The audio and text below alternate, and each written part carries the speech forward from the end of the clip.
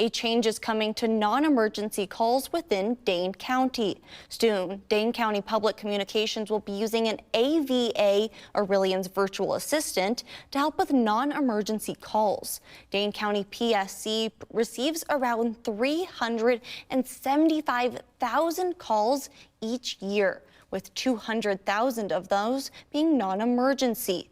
The benefit of using AVA is that the calls to the non-emergency line won't have to wait time or any missed calls, and operators can dedicate more time to 911 emergencies. If AVA detects your situation is growing to be an emergency, you will be transferred to a live operator instantly.